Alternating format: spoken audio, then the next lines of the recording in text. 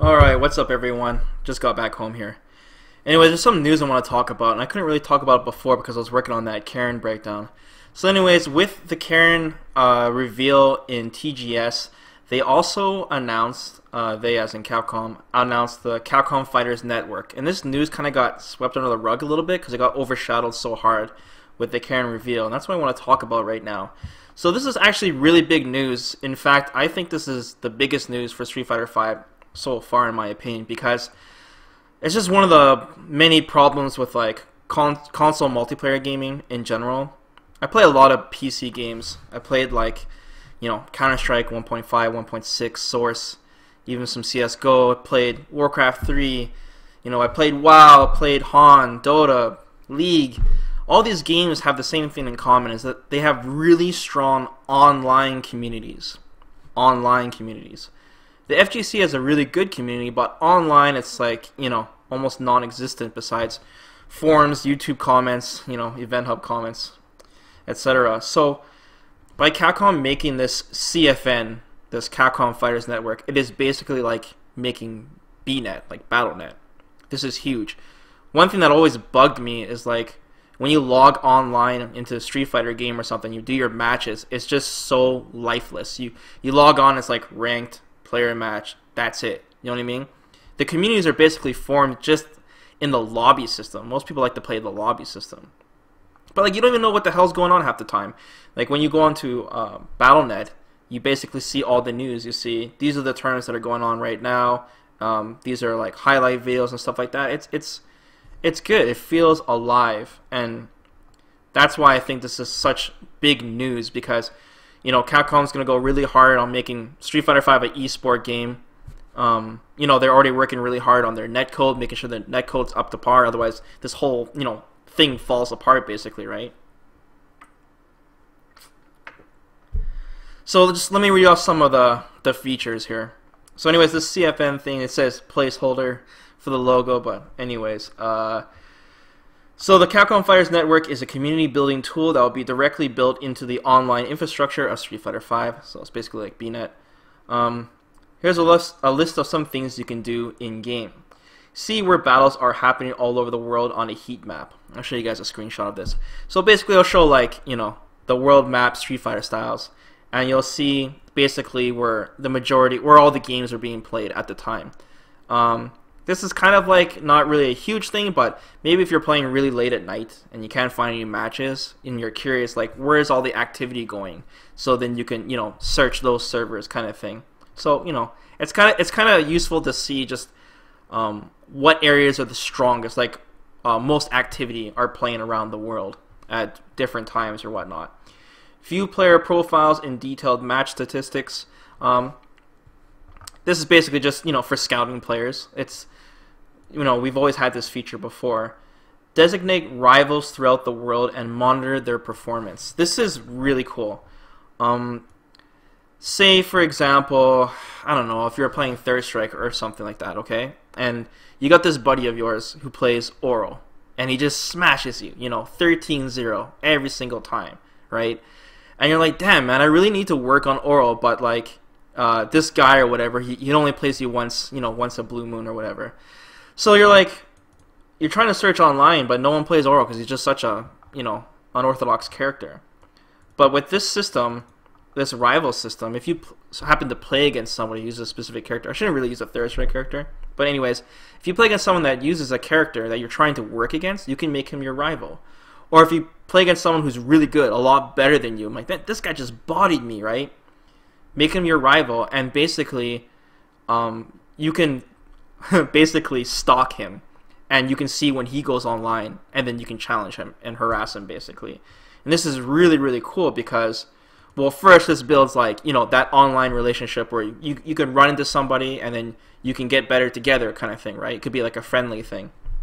Or like for example, is it a coincidence that back in the day, in the MVC2 days, was it a coincidence that Sanford, Justin, and Yipes were like the top 3 players, and they just so happened to all play in the same arcade? Like, do you think that's a coincidence that they're the top 3 players? Like, the main reason is because they were so good and they played against only each other. You know what I mean? That's one of the fastest ways to improve in any game, is to play someone better than you or equal skilled, and playing long sets. If you play against someone and he just so happened to body you and you never play this guy again, you don't know if it was like a fluke, you don't really learn too much, and you don't have the time to adapt. That's why people want the rematch function so much in online fighting games, because you can't really tell who's better than who unless it's a really long set, right? That's why all the Daigo fans, like, they love it so much when Daigo does these long 10-game sets, because you really see the players, how they adapt. You know what I mean? And the same goes for online, and the same goes for you and me. When we're playing online, we're trying to improve. It's kind of annoying to just play against someone, you finally find someone good, and then, you know, he's gone forever. You know what I mean? When you play, like, single match sets in ranked, it becomes this sort of system where people will do gimmicks, and if it works, they'll keep doing it because they're just so focused on winning, but not necessarily getting better. That's human nature. Like, another example would be like, okay, like, say you give someone plays Street Fighter, okay, and he's just some random casual player playing single player mode. Like, what he's gonna do probably is he's gonna start doing some kind of gimmick or pattern. Basically, like with Ken, he'll do jumping hard kick on the computer, and then he'll jump backwards, and then he'll jump forward and do a jumping hard kick, and then it keeps hitting the computer, and the CPU can't really, like, you know, retaliate properly, and it beats the opponent. What do you think he's gonna do the next match? He's gonna do the exact same thing. He's gonna keep doing it until he beats the entire game, because it's just human nature to always take the easy way out and always just, you know, no fuss kind of thing. It's just the way it is, and it kind of gets to that system when you're playing online and you're trying to rank up, where your brain is just trying to look at the numbers and not try to get better as a player. But anyways, yeah, this rival system, really cool, really important, and just good for playing long sets versus people and actually form that community and meet people. Because the way it is now, like, when you really want to improve, say you're having problems with, like, the Guile matchup, you know, you go on the forums, you go into the Guile forums, whatever site, right, SRK or whatever, and you search for good Guile players and you play long sets against them, and basically, you know, you exploit each other's weaknesses and you improve that way. So yeah, next up, register friends and follow your favorite players. Same thing. Search and watch replay files. Same thing. Watching replays is very important to improving as well, but, you know, it's a feature that should be in a fighting game. Send on online battle invitations. It's the same shit. Checking out the latest patch and tournament news. So this is what I was talking about, like the whole BNet community thing. So latest patch, obviously you should know exactly what the patch notes are all the time. It's a fighting game. You have to know. This goes for everything, man. And you know, hopefully we don't get patches like every week, but it's good to know, like, you know, exactly what's going on currently, especially if you're someone who, you know, bounces in between the game every now and then and doesn't play like every day. And yeah, the tournament news, man. It's good to know what the hell is going on, because, like I said, they're obviously, they don't say it in these notes here, but obviously they're gonna have online tournaments. That is no doubt, right? If it's something crazy like 1 week, every week there's a tournament, like a mini tournament, that's awesome, man, because if the online is good enough, which it has the potential to be so far, you'll be able to, you know, work on your game, play seriously, and then see the tournaments in your area or that you want to travel to, and prepare yourself and then play. You know, that goes for any competitive game, and this is really good, man. This is something we've been needing for a really long time for fighting games, man. It's just so difficult. Some people out there don't even know that this game is competitive. Like, they don't even know Street Fighter is played in tournaments and stuff. You know what I mean? They just think of like some arcade game they used to play back in the day, you know? And like I said, back to that rival thing, like, you know, I used to play in the arcade days, and, you know, every single Friday we'd run into the same people over and over again. And then, you know, we'd learn together. We didn't have YouTube back then. You know, we had to figure everything out ourselves, you know, for a dollar a play, man. It was expensive. So yeah.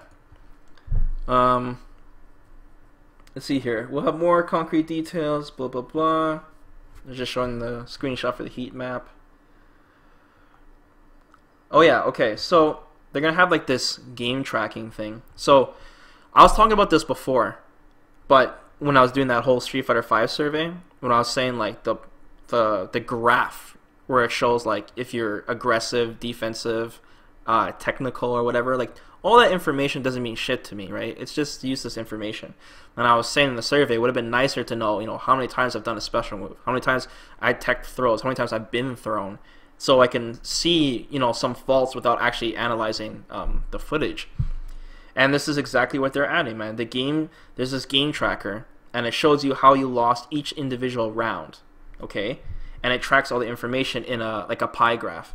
But anyways, it says the game tracks not only online win-loss records, but fine detail stats such as how many light punches did you land, how many throws did you tech, in what ways did you win the match, and much, much more.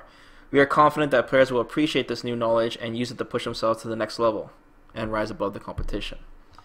This is really good, man. This is like something I've been wanting for a really long time. And like you can see in this pie chart here, we see normal attacks, unique attacks, and at the bottom critical arts and C. I think that stands for chip damage. But like you really see, you can really fine tune your play. You know what I mean? And I hope they give like a ton of other information, like you know, like how long did you have a full meter for, like a surplus, like. So you can see, oh, maybe I should spend more EX meter because I'm sitting on it for too long, right?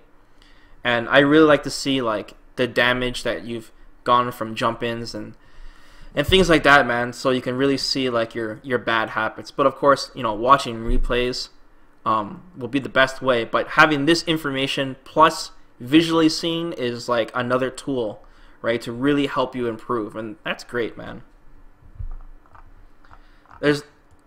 It's not only the features that they're adding to the game in terms of like keeping you playing, but it's features that actually really help the people that are serious about, you know, taking this game competitively. It's really fun to you know, improve yourself.